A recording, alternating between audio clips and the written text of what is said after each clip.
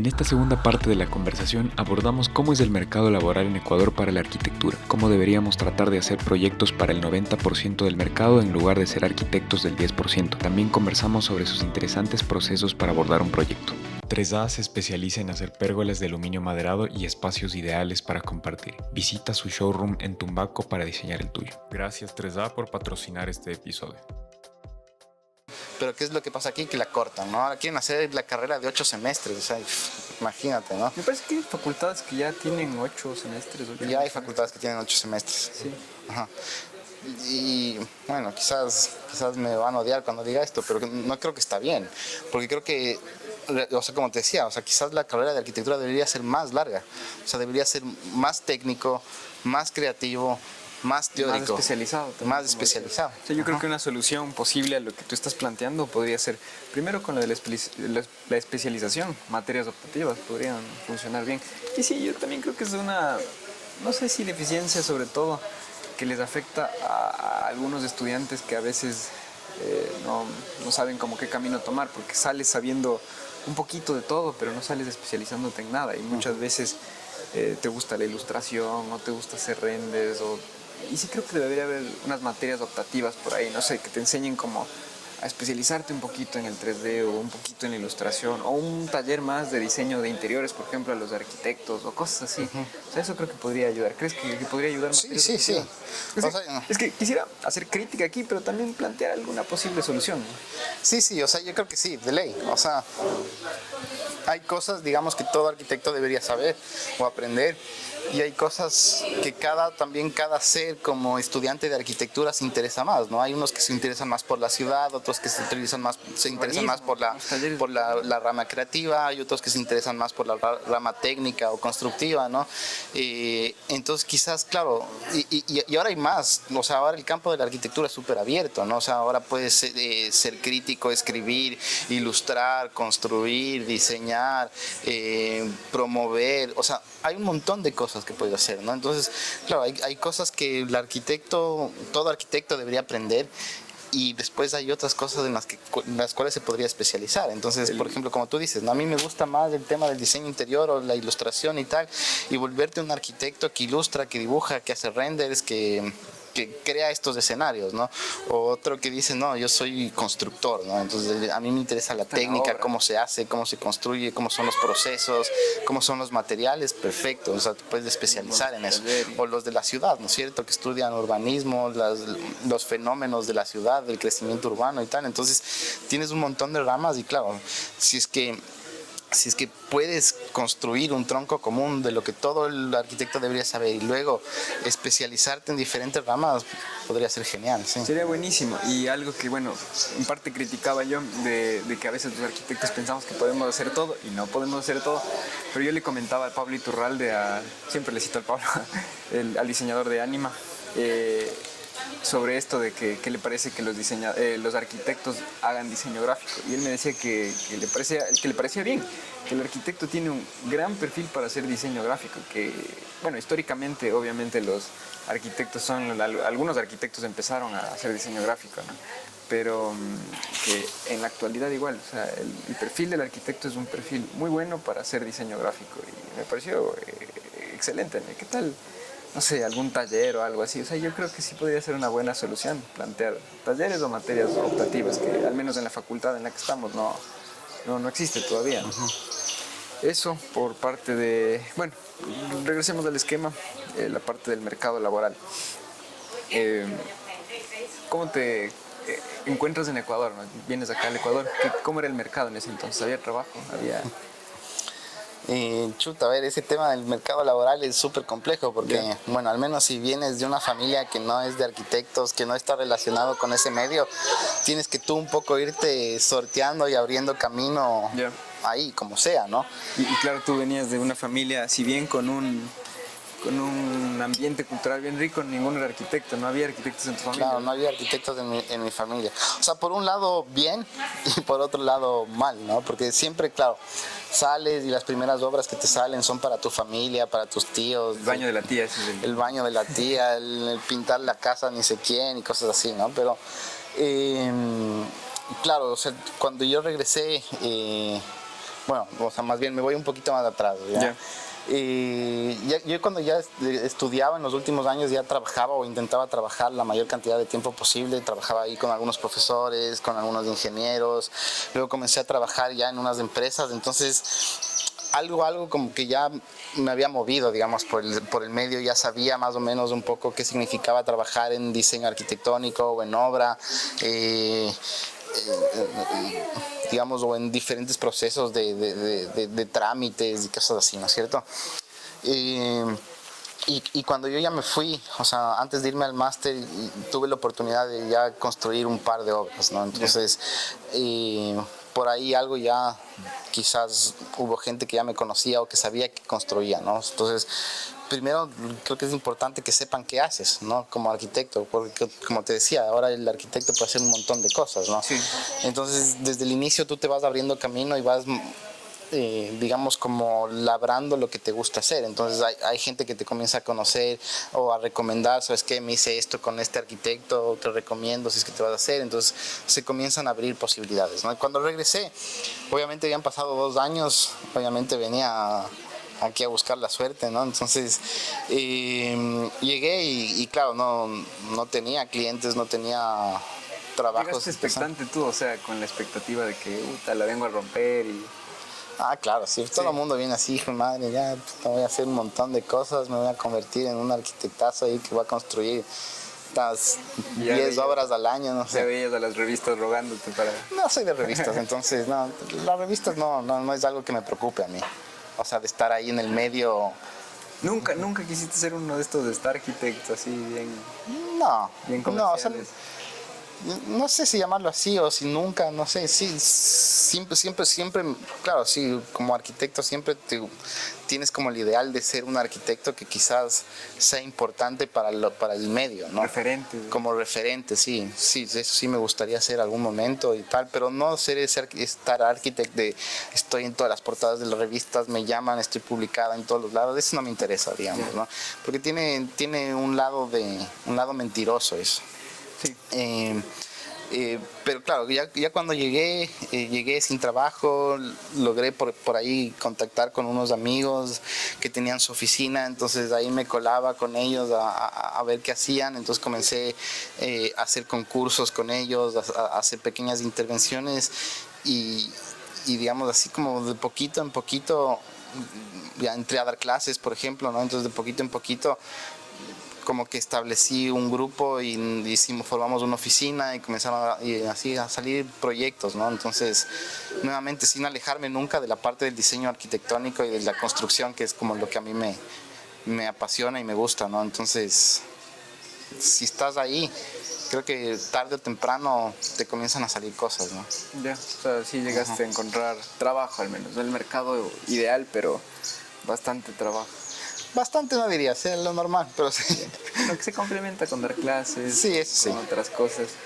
¿Ves un mercado acá bien como competitivo, bien difícil? ¿O? Sí es competitivo y sí es difícil. O sea, por una parte, si es que no estás en este medio de los arquitectos famosos, como que es difícil abrirte campo en la arquitectura ideal, entre comillas, ¿no? Que es esta arquitectura de gente rica, de que puedes hacer lo que quieras, que las casas que salen en todas las revistas y tal. Pero hay otro campo, ¿no? Yo tuve la suerte de tener clases con Solano Benítez, no sé si le conoces. Sí, me suena. Es un arquitecto paraguayo muy reconocido. Tuve la suerte con él de trabajar y me acuerdo también en una clase, o sea, no de trabajar, perdón, de tener clases con él. Y me acuerdo también en alguna clase nos contaba, ¿no? O sea, una de estas cosas que también se te quedan grabadas en la cabeza, ¿no? Y él nos decía, por ejemplo, el 10% de la población trabaja con un arquitecto, ¿no? Y el otro 90% de la población no tiene los recursos ni los medios o le parece casi inaccesible un arquitecto, ¿no? Si cambiáramos ese chip y en vez de querer trabajar siempre para ese 10%, intentas trabajar de alguna manera para ese 90%, quizás no te faltaría el trabajo, pero hay que saberlo cómo lidiar, ¿no? Entonces, claro, de esas cosas que se me quedaron grabadas y yo cuando llegué acá, he tenido la oportunidad, ¿no?, de trabajar con gente muy humilde, con gente que a veces que no tiene ni un centavo y también es de arquitectura, ¿no? Y también tiene sus retos y quizás no es esa arquitectura que una revista está buscando para su portada, ¿no? Pero que no deja de ser arquitectura, ¿no? Y a veces, claro, ese 90% que casi construye las ciudades, porque si tú ves las ciudades es más o menos así el porcentaje, ¿no? Exacto. Pero si ese 90%... El 10 son las urbanizaciones. Exacto, el 10% son las urbanizaciones, donde tienes de ese 10%, el 1% de las casas que salen en revistas, que es un porcentaje mínimo, ¿no? Pero todo lo demás está haciendo la ciudad, ¿no es cierto? Y si le meteríamos ganas a todo eso, nuestras ciudades, nuestras planificaciones, nuestros paisajes serían lindísimos, ¿no? Sí. Hay que saber llegar y hay que saber cómo, digamos, hacer que un arquitecto no parezca un privilegio de ciertos, sino una necesidad para la ciudad y para la seguridad de las personas. Genial. ¿Qué crees que se debe cambiar para llegar a ese 90%? ¿Hay que educarle al 90%? ¿Hay que nosotros cambiar tal vez? O sea, los arquitectos deberíamos cambiar, o tal vez deberíamos decirles a esas personas de ese 90% que no es inaccesible un arquitecto, que es mejor, porque hay esta visión de que la arquitectura, o sea, contratar a un arquitecto no es una inversión, no es caro, no voy a tener beneficios. ¿Qué crees que hace falta ahí? Claro, o sea, justamente ese es el problema, ¿no? O sea, las personas más humildes o de escasos recursos piensan que contratar a un arquitecto es un lujo. Sí. Y eso es culpa de los arquitectos. Ya. Ajá. Porque muchas veces, claro, el arquitecto, nuevamente por este egoísmo de ser el mejor arquitecto del mundo en cada cosa que haces, se vuelve caro, ¿no? O sea, y hay esa visión, ¿no?, de que contratar a un arquitecto va a ser caro. O sea, va a ser caro el contratar el arquitecto, va a ser cara la obra, va a ser caro los materiales, va a ser caro el proceso, va a ser larguísimo el proceso y tal. Porque nosotros como arquitectos hemos creado esa imagen, ¿no? Yeah. La gente no tiene la culpa. O sea, por eso es que ahora una persona puede nunca haber trabajado con un arquitecto y haber hecho todas sus cosas, pero te dice un arquitecto es caro sin haber tenido contacto con uno, ¿no es cierto? Porque ya es de esa imagen que creamos, ¿no es cierto? Pero claro, si nosotros como arquitectos logramos planificar, logramos economizar, logramos hacer mejores procesos de obra, simplificando los tiempos, reduciendo costos y haciendo cosas hermosas para la gente, para todo el mundo, la visión cambiaría, ¿no? Pero ¿qué es lo que pasa? Que la mayoría de arquitectos sale con el sueño de hacer el rascacielos en Nueva York con la portada y tratas de en todas las revistas. Esa idea o una casa así a este 90% y no te van a pagar, claro, nunca. No van a poder, ¿no? Entonces, claro, o sea, parte de un arquitecto consciente creo que es justamente aplicar estrategias para lograr algo bello, hermoso, vivible, con las capacidades que tiene tu cliente, ¿no? Entonces, si tú tienes que hacer una casa para una persona súper humilde y de alguna manera logras ahorrarle, logras que con su presupuesto hacerle sus sueños, o sea, el arquitecto sería el tipo más demandado del mundo, ¿no? Genial. Y está muy bien. Yo esperaba más bien una respuesta de que cómo educar al cliente, pero más bien de lo que hablas es que nosotros deberíamos cambiar, dejar de como que ser tan ególatras y tratar de imponer o gustos arquitectónicos o bueno, más bien gustos, ¿no? Más bien nuestra visión, sino más bien tratar de escuchar más a la gente, hacer propuestas más realistas a sus realidades, a su economía. Pero bueno, también yo sí creo que también hay un poco del otro lado, ¿no? También hay que educar un poquito a las personas, y eso te quería preguntar. Tú me dices que eres un arquitecto de los dos lados, del 90% y del 10%. A veces el 10% es un poquito más fácil porque muchas veces te van a decir como que entiendo, esta es tu visión y acepto tu visión. Pero en el 90% lo que normalmente pasa es que vienen con fotos de Pinterest, vienen con su propia visión. ¿Cómo haces para asimilar eso, como para proyectar ahí en esos casos? O sea, yo creo que Esto pasa siempre y yo creo que pasa en los dos lados, ¿no? O sea, Ya. en uno es más complejo que en otro, ¿no? Porque, digamos, en ese 10% que tiene todo el dinero del mundo para hacerse sus Sí. sueños, igual van a venir con las fotos de Pinterest, así Sí. de, no sé, de una casa en Grecia con vista al mar y te va a decir, este es mi palacio y así quiero, ¿no? Y tienes las posibilidades de hacérselo, ¿no? Entonces tú puedes hacer ahí maravillas, ¿no? Pero igual pasa con la gente que a veces no tiene los recursos, igual viene y te dice quiero esto y tú tienes que saber decirle de cierta manera que quizás con lo que tienes es casi imposible, pero que si les das unas par de vueltas más a la idea, puedes de otra manera, con menos, con cosas más económicas o con sistemas o estrategias más económicas, lograr algo maravilloso sin quitarle ese ideal de sueños que tiene, ¿no? Entonces, claro, ¿qué es lo que pasa, no? O sea, yo creo que de los dos lados van a venir siempre con estas ideas preconcebidas, pero el arquitecto en realidad es como entre una especie de mediador y de casi como armar un Frankenstein, ¿no? En el buen sentido, ¿no? Porque tienes que dar vida a unas ideas inanimadas y que están ahí flotando en una familia, en un cliente, y que tú de cierta manera tienes que saber ensamblarlas, darles la vuelta, reconstruirlas para dar vida a un sueño. Porque, claro, como te decía, ya en la arquitectura está todo hecho, te puedes imaginar de todo, ¿no? O sea, la mejor sala del mundo, la mejor cocina y ni sé qué, vas a tener miles de referencias, ¿no? Pero el secreto está en cómo interpretas tú lo que quiere ese cliente, esa persona, lo que sea, esa familia, ¿no? Y cómo esas ideas que son de otro las traes al mundo de ellos, ¿no? Ya. Y conviertes en esa arquitectura el sueño que ellos están buscando, ¿no? Ya, o sea, cómo le asientas a la realidad, a sus realidades esta arquitectura.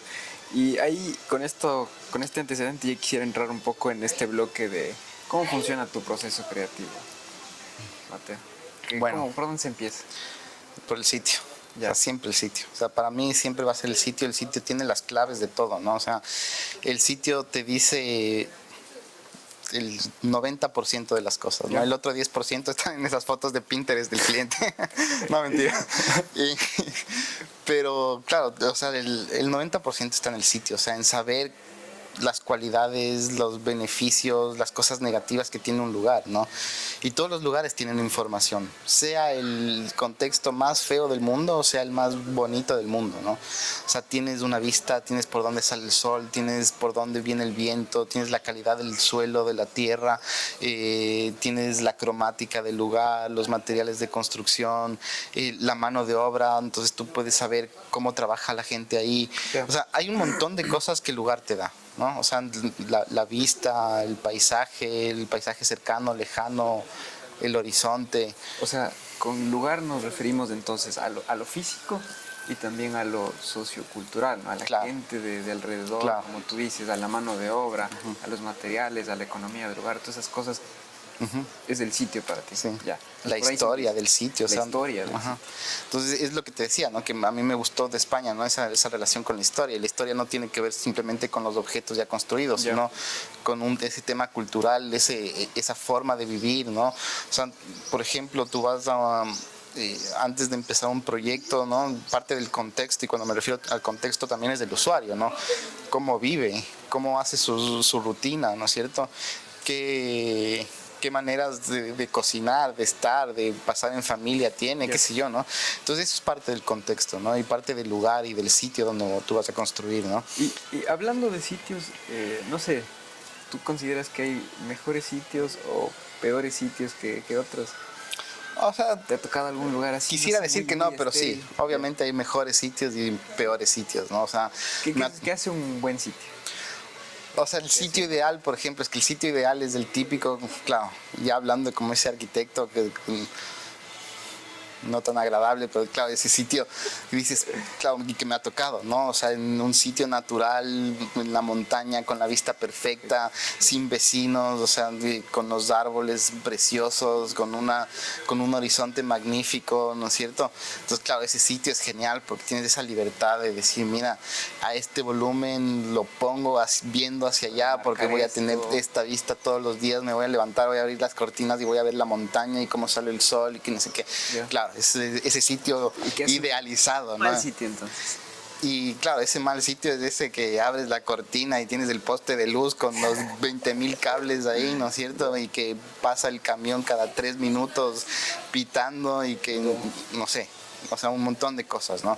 Y que, no sé, abres del otro lado y tienes la pared de bloque, ¿no es cierto?, del vecino, y que ves el patio de atrás y tienes la cubierta de zinc de la mecánica de al lado. Entonces, claro, por una parte es un mal sitio porque dices, bueno, no tiene quizás esas cualidades paisajísticas poéticas que quisiera, ¿no? Pero quizás tiene otras cosas, ¿no? O sea, quizás tiene un perfil urbano, quizás tiene una cromática del lugar, quizás hay una dinámica de calle, de barrio, que dices, chuta, o sea, si es que yo aprovecho esto va a ser increíble, ¿no? O sea, a pesar de que abra la ventana y tengo los cables ahí cruzando por todo el frente de mi terreno, bueno, son cosas negativas, pero quizás tiene, no sé, una situación en la vereda donde todos los vecinos salen y donde si tú abres del edificio en planta baja o en la casa, ni sé qué, tienes una relación directa y que puedes meter el espacio público a tu proyecto. Entonces comienzan a haber otro tipo de cualidades que te das cuenta y que dices, wow, o sea, esto también puede ser interesante, ¿no? O que tiene un clima riquísimo, ¿no es cierto?, donde, no sé, si yo hago un espacio abierto aquí, la brisa y tal, y no sé qué.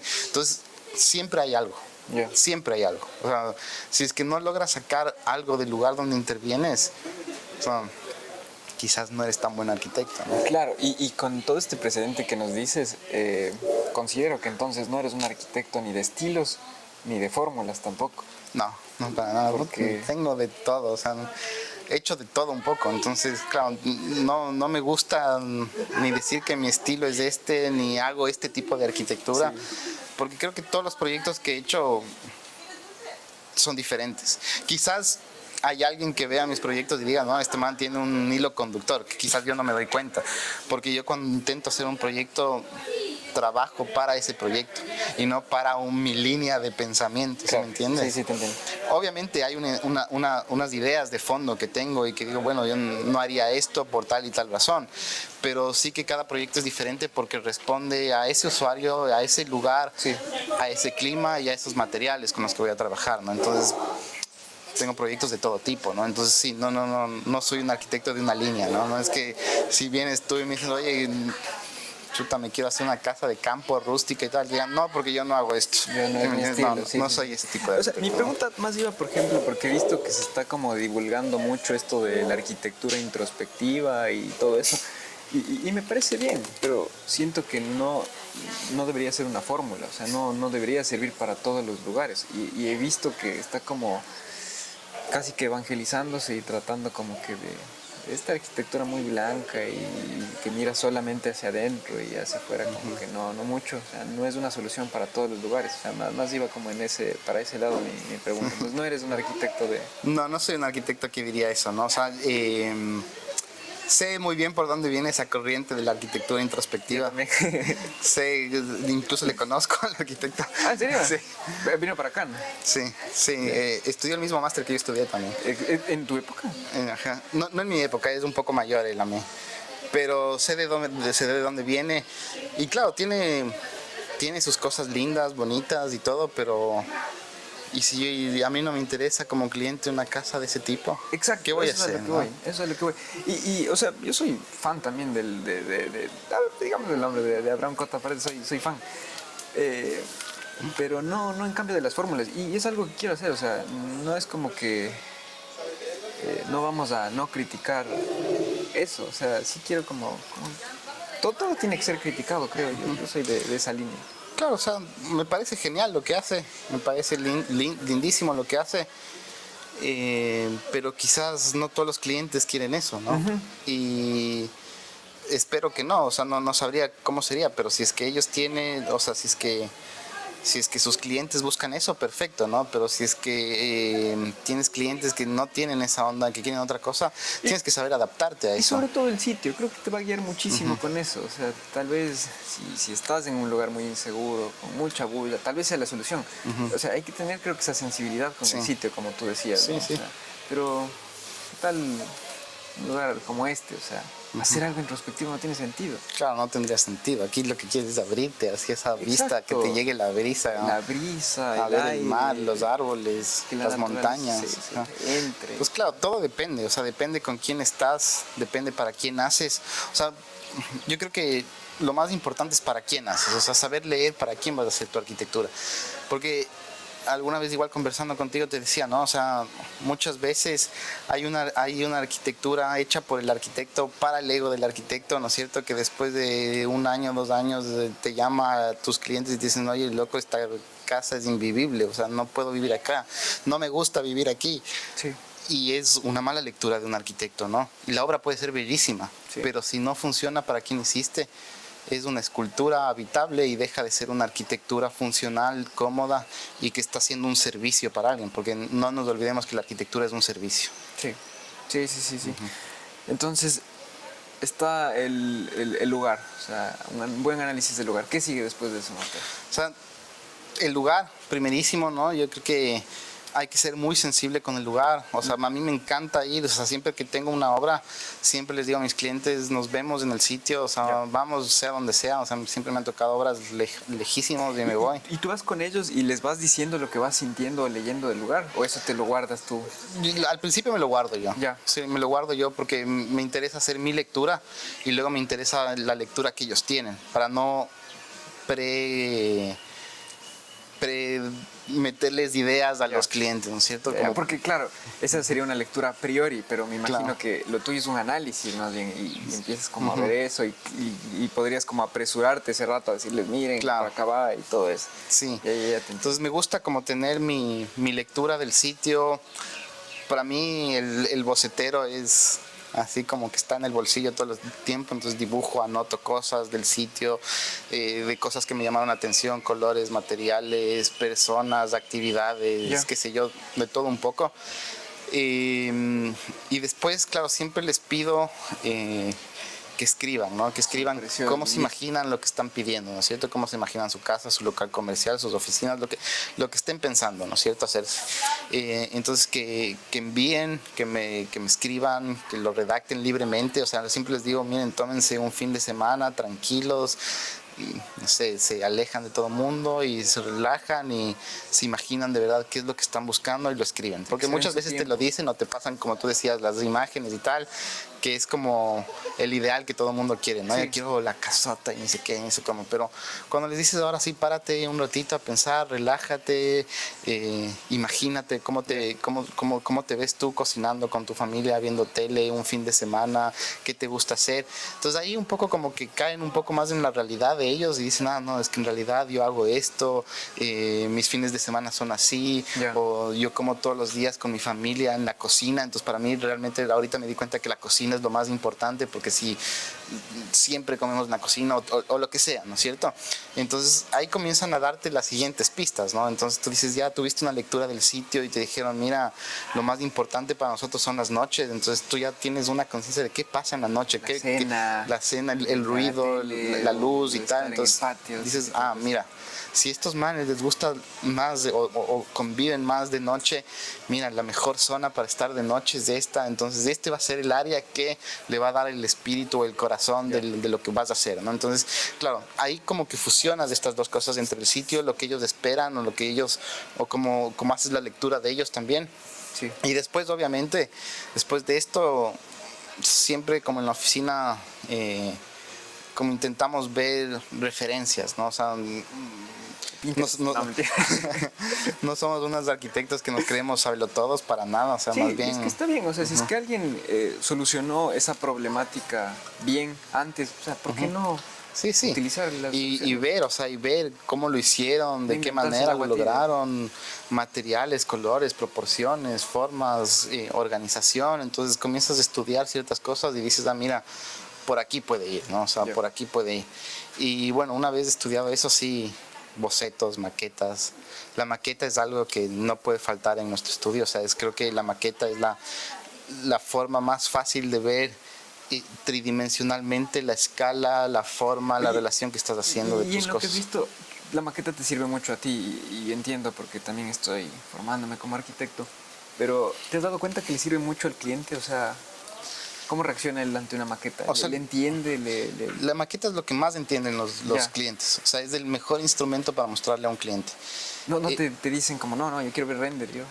O sea, hay un momento en que sí se vuelve necesario, pero sabes que, y yo me he dado cuenta muchas veces cuando tú le enseñas un render a un cliente, a veces ni siquiera sabe por qué lado está viendo, ¿no? O sea, tú le muestras un render genial, increíble, así, perfecto, los materiales, la luz y todo, y tú le estás mostrando y de repente te dicen, oye, ¿y qué parte es esta? Entonces te das cuenta que no tienen ni idea lo que le estás mostrando, ¿no es cierto? Están viendo una imagen lindísima, pero no tienen ni idea. Ya. Lo que pasa con la maqueta es que ellos logran dominarla, meten en ¿no? el Se espacio. meten, la ven, la recorren y se dan cuenta realmente cómo funciona el espacio. Entonces también es una forma muy interesante porque ahí están viendo lo que tú estás haciendo de una manera más concreta y no tan visual, como te decía antes, ¿no? Porque en un render lo que puedes hacer es venderle una maravilla que no te va a quedar así ni en la obra, ¿no? Ni siendo el mejor constructor del mundo te va a quedar tan lindo como el render. Entonces a veces puedes vender falsas esperanzas. En una maqueta que no tiene materialidad, que no tiene esa intención de No hay el ruido venderte. visual de los acabados, de las... Del cuadro, te estás fijando más en el cuadro colgado en el medio de la pared que en la arquitectura, ¿no? Exacto, Entonces, en la luz, cuando tú ves una cómo maqueta, estás viendo el espacio, estás viendo cómo funciona, estás metiéndote como en la escala del proyecto y para un cliente dominar la totalidad del proyecto, girarlo, le permite comprender mucho mejor. Genial, genial. Entonces, luego sigue este tema de las maquetas. Después, ¿qué sigue, Mateo? Después, claro, o sea, los bocetos, maquetas, un montón, y conversar con los clientes. O sea, no somos tampoco de esos arquitectos que te dicen, bueno, conmigo tienes 3 reuniones, 2 cambios y se acabó. Y si te gusta bien, si no, me pagas y te consigues otro, ¿no? Nos gusta el proceso con ellos, ¿no? Ya. O sea, hacer primero igual bocetos y maquetas conceptuales o esquemáticas o borradores, e irles mostrando el proceso, qué opinan, y que sean parte del proceso. Me gusta mucho eso, ¿no? Que digan, no, ¿sabes qué? ¿Qué pasaría si cambiáramos esto? ¿Qué pasaría si probáramos estas otras cosas? Porque creo que el que un cliente se sienta parte del proceso le arraiga más a él y se vuelve más cómodo con lo que estás haciendo también. Sí. Hay veces también que tú, claro, llegas con el producto final y además dices, bueno, pues así está lindísimo, ya me toca, ¿no? Pero y en ese caso también creo que es donde se producen más cambios, ¿no? Porque no trabajaste de la mano con las necesidades del cliente, con hasta sus gustos, o sea, es como que le presentas algo y ahí, o sea, puede que te diga, no, viejo, cámbiale esto, y ahí creo que se dan esos problemas que dicen como que, no, fucha, si me cambio todito y me cambio toda la distribución, el espacio, ya no me funciona. Entonces, si vas de la mano con el cliente, al final creo que no vas a tener un gran cambio, ¿no? O sea, Sí, no, o sea, porque los cambios se van dando paulatinamente Exacto, hasta que llegas a un exacto. consenso donde dices, ahí está perfecto, me encanta, dale. Y a eso ya, ahí sí, cuando ya llegas a ese punto, ahí sí ya le metes todo el turbo, ¿no? O sea, ahí sí ya maquetas finales, renders, planos finales, detalles, acabados y tal. Eres de los que es muy detallista al rato de proyectar. O sea, tu oficina, y eso es algo bueno que nos faltó conversar, tú tienes una oficina con tus hermanos, pero en tu oficina, ¿ustedes son los que hacen los planos a detalle así o más bien en obra se va solucionando un par de cosas? Sí tratamos de hacer la mayor cantidad de cosas a detalle, Ya. o sea, tener todo detallado. Hay obviamente cosas que en obra tienes que solucionar o tienes que reinventarlas porque no son como te imaginabas o no lo vas a poder hacer como te imaginabas y tienes que en el proceso de la obra como ser muy rápido y creativo en cómo solucionarlas, sí, obviamente, pero sí como que tratamos de tener la mayor cantidad de detalles solucionados, ¿no? O sea, cómo vas a hacer los aparejos de ladrillo, los de encuentros de entre materiales, los detalles en el hormigón, en las cubiertas, qué sé yo. Creo que siempre tratamos de tenerlo ya en detalle, ¿no? Sí tratamos de ser como muy no sé si la palabra es prolijos, pero sí como tratar de tener muy claro todo lo que queremos hacer, ¿no? Y después, como te digo, siempre en la obra hay cosas que toca modificar, ¿no? No creo que ningún proyecto queda perfecto así, ya, chin, chin, está, ¿no es cierto? Claro. Y claro, como nosotros la mayoría de proyectos que hemos hecho los diseñamos y los construimos, sí tenemos esa apertura y esa facilidad de que si hay algo que cambiar en obra, lo cambiamos en obra y lo hacemos de ese rato con los maestros. Muchas veces también nos pasa que el maestro te dice, ve a ver, arquitecto, pero ¿para qué se está dando 20 vueltas aquí con esto si le solucionamos así? Tú dices, chuta, qué bruto que soy, cierto, hagámosle así, pues nomás, ¿no? Sí, te entiendo. Y es algo no. que conversamos la otra vez también sobre tu experiencia trabajando como peón.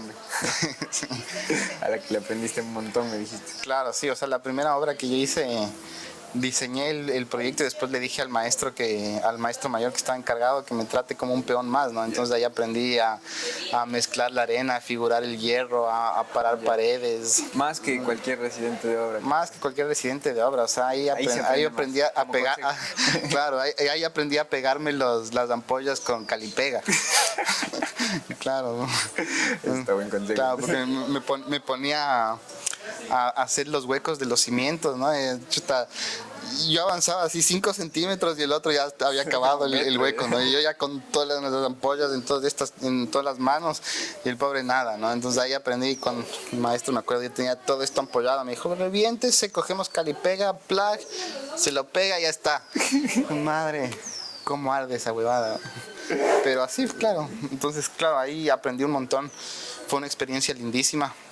Estuve como 6 meses, digamos, algo así, trabajando de peón. Y aprendes a valorar el trabajo de cada uno de los que compone la obra, ¿no? Y ves el esfuerzo que significa y la importancia de cada uno de los actores, ¿no? Ahí. Chévere, Mateo. Entonces, y me imagino finalizas con renders. Sí, finalizamos con renders, a veces fotorrealistas, a veces collage, a veces ilustraciones, dependiendo a veces del cliente, dependiendo a veces de lo abierto que sea el cliente, de la necesidad que tiene el cliente para ver su espacio, porque sí, siempre terminan queriendo ver cómo van a ser los acabados, los colores, las cromáticas, las pruebas y tal de los acabados, ¿no? Entonces, sí, hay veces que hacemos fotorrealismo, hay veces que hacemos, como te digo, ilustraciones porque a los clientes les interesa más ese lado artístico, o hay veces que hacemos collage, dibujos, qué sé yo, o sea, depende un poco del cliente y de la necesidad que tiene, de la necesidad de entender el detalle y la obra final. Hay unos que no les interesa mucho, entonces te vuelves un poco más experimental. Claro. Y eso también nos permite como oficina experimentar en nuestras formas de expresión y cómo nos entendemos nosotros para mostrar una idea, ¿no? Qué chévere, Mateo. Mateo, para ir cerrando, me gustaría que nos digas un aprendizaje o un consejo para las personas que están empezando en la arquitectura o en el diseño, o que te hubieses dicho a ti mismo tal vez. O sea, yo no sé, como docente que ya tengo algunos años y que me encanta, yo lo que siempre les digo a mis estudiantes es que se tienen que apasionar por esto, o sea, que esta es una carrera durísima, pero es de pasión, o sea, si tú te apasionas por esto, si te enamoras de la arquitectura, o sea, si te obsesionas por la arquitectura y te encanta, sí, o sea, lo vas a lograr, ¿no? O sea, yo creo que la arquitectura es una pasión, es una forma de vida. Yeah. Es un estilo de vida. Es un estilo de vida, sí. Y es un estilo de vida que te demanda muchísimo tiempo, o sea, y que tienes que estar consciente de que te va a demandar muchísimo tiempo y que la arquitectura es una disciplina, ¿no? O sea, tienes que disciplinarte para ser arquitecto, ¿no? Tienes que leer, tienes que ver, tienes que probar, frustrarte, manejar la frustración. Tienes que estar constantemente así leyendo, como reactualizando tus conocimientos y enamorarte perdidamente de ella. Chévere. Y me identifico mucho con lo que me dices porque siento que la arquitectura es una carrera que funciona no solamente de 8 a 5, ¿no? Porque digo, un ingeniero civil me imagino que lee y piensa en su oficina, o un médico también, ¿no? Ahí en su oficina, pero salen del trabajo y es como que ya, o sea, no creo que estén como que... Puede que haya excepciones, ¿no? Siempre no generalicemos nunca.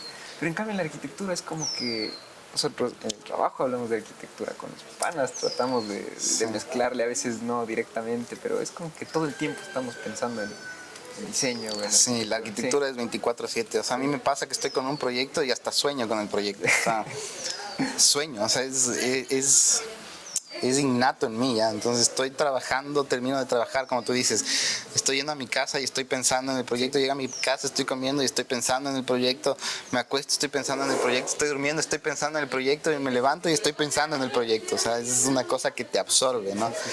Pero que es muy bonito, o sea, como que esa manera en que te absorbe un proyecto no es tóxica, por decirlo así, de una manera. es apasionante a mí también. Es apasionante, es simplemente porque estás así tan metido y estás pensando tanto que casi tu cuerpo y tu mente está así en ese modo, ¿no? En ese modo arquitecto, ¿sí? Sí.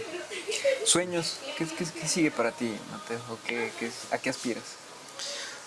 O sea, no soy un tipo tampoco que sea muy ambicioso con esto.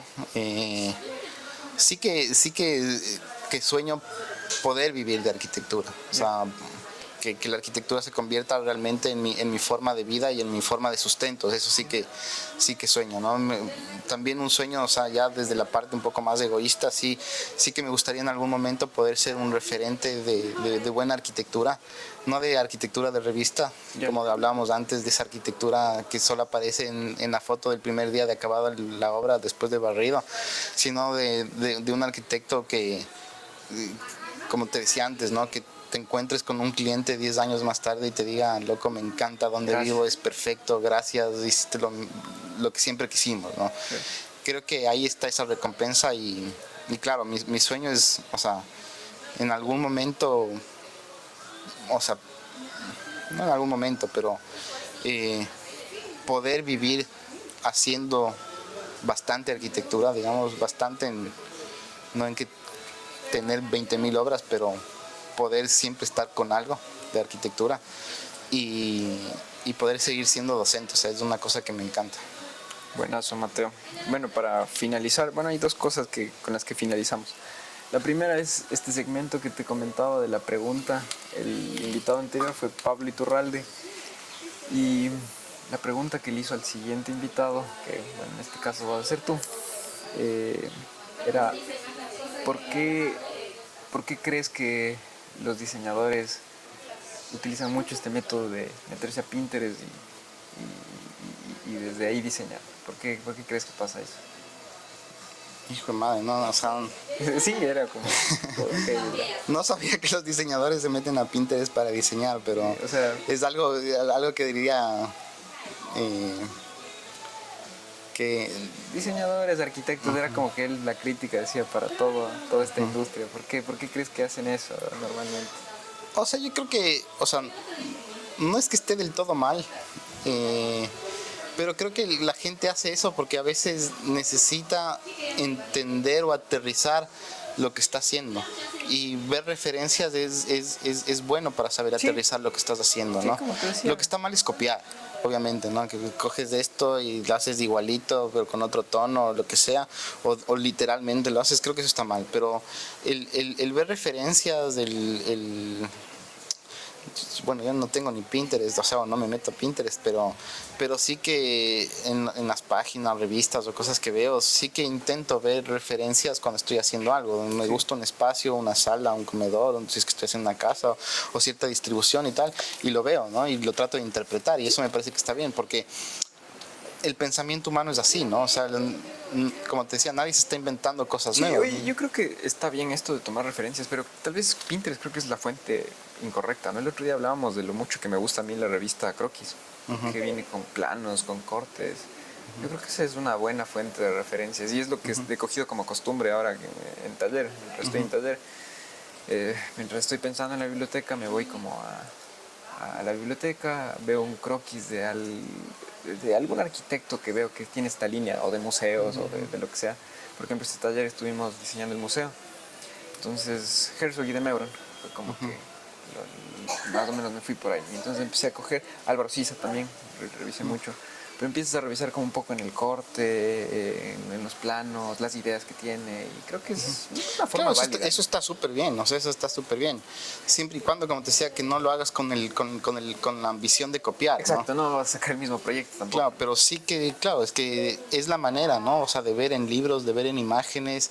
Y hay otra cosa que yo siempre les digo a mis estudiantes, que no está mal ver una imagen, ¿no es cierto? Pero lo que debería pasar cuando tú ves una imagen es analizarla, porque lo que pasa ahora es que somos muy visuales y pasas así, ¿no? Me gusta, no me gusta, me gusta, no me gusta, me gusta, no me gusta, me gusta, no me gusta, ¿no es cierto?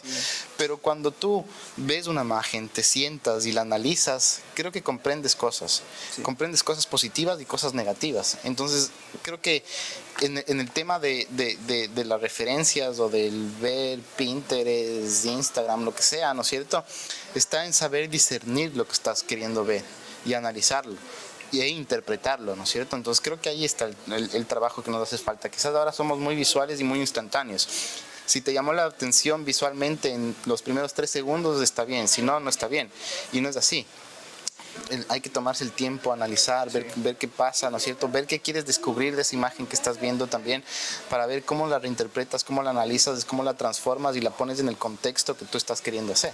Justamente, sí, tienes toda la razón, y a veces nos quedamos con el es bonito o no es bonito y no nos ponemos como a profundizar en las ideas, en las cosas que hay en la imagen. Genial. Para finalizar, me gustaría hacerte un cuestionario, esto va más hacia tus gustos. Pásame, Mate, mis lentes y el teléfono, por favor, que no avanzo a leer. Me olvidé de ponerme mis lentes antes. ¿Un arquitecto favorito? Esto es una cuestión como más rápida, ¿no? Es una especie como de cuestionario. Ya, bueno, así por decir alguien que me gusta mucho, Álvaro Siza, sí. Álvaro Siza, chévere. ¿Una obra arquitectónica favorita? El Panteón de Roma. Perfecto. ¿Tienes algún diseñador favorito de modas, gráfico, industrial, de interiores? Chuta, no sé. No me había puesto a pensar. No. Quizás un artista, por ejemplo. Puede ser un artista. Basquiat puede ser. Basquiat. ¿Tienes una obra de arte favorita? Chuta. Qué difícil, ¿no? Esas preguntas están difíciles, así como para decirte de una. Sí. No sé, quizás porque he estado en alguna obra de Serrat, quizás puede ser, perdón, de, ¿sabes quién? Así como artista y obras de, hijo de madre, se me fue el nombre. Sí. De Chillida, por ejemplo. El escultor. Yo diría que Chillida es, o sea, su obra en general es algo que me ha referenciado toda la vida. Genial, y que se relaciona también mucho con lo que hablabas, ¿no? Bueno, también es escultura, ¿no? Pero se relaciona mucho con la plástica de la que hablabas. O sea, con la plástica del espacio, de la masa, del lleno, del vacío, de la luz, de tal. Sí, Chillida. ¿Qué música escuchas? Punk rock. Perfecto, es la segunda vez que nos dicen punk. Que nos decían que el punk es como una especie de rebeldía culta, nos decían. Sí. ¿Alguna serie o documental o podcast que nos recomiendes? ¿Alguna serie o documental o podcast que nos recomiendes? O sea, quizás te diría una de las últimas que me he visto, porque me pareció increíble la fotografía, la trama, la historia y tal, y Better Call Saul. Better Call Saul, sí, gran serie, justo la terminé de ver recién. Sí, grandes personajes y todo.